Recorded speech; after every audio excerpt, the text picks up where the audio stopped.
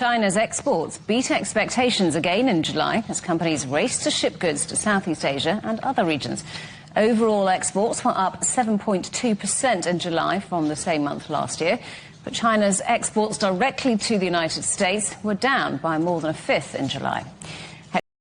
Exports of semiconductors continued their strong performance. The export value in July rose by 29% from the previous year and increased by more than 3% on the previous month. Steel exports rose 1.7% month-on-month in July, pushing them to the highest level since 1990 in the first 7 months of the year.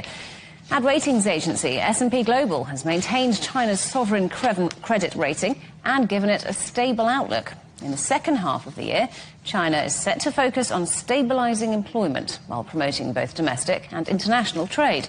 The Ministry of Finance aims to successfully achieve the annual economic goals and conclude the 14th five-year plan.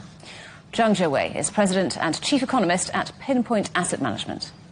In the past 6-7 months, that even though there's a lot of uncertainty related to tariffs, I think a lot of the firms in China as well as in other countries, in the U.S. as well, they managed to reallocate their supply chains or rearrange their trade arrangement to control this risk of tariff.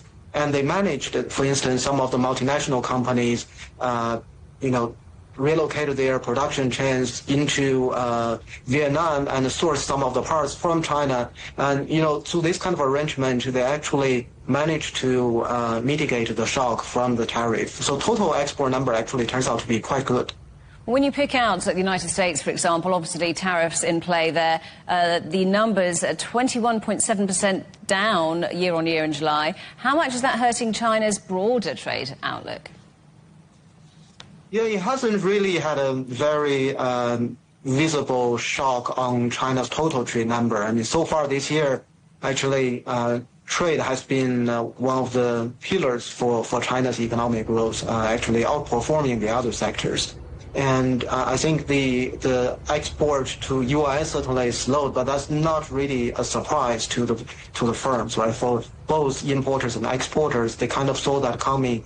And this is not the first round of trade war. I mean, 4 or 5 years ago, the firms already went through this kind of experience, so they kind of prepared themselves, relocated their supply chains. And at the same time, their exports to other countries improved quite a lot. The total number actually didn't really drop that much. How useful would it be, though, to put an end to this uncertainty and actually come up with a US-China trade deal? Yeah, I think, this ongoing negotiation really helps, right? So that I think a lot of the firms, both in China and in the U.S., are no longer that worried as they were, say, 2-3 months ago.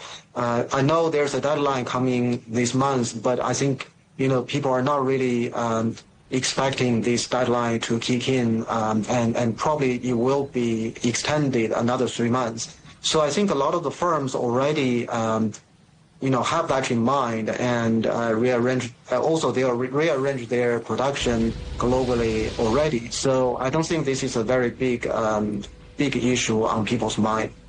So we have seen an overall rise in China's export numbers. Exports to BRI countries in particular, now more than 50% of that. What do you make of those numbers?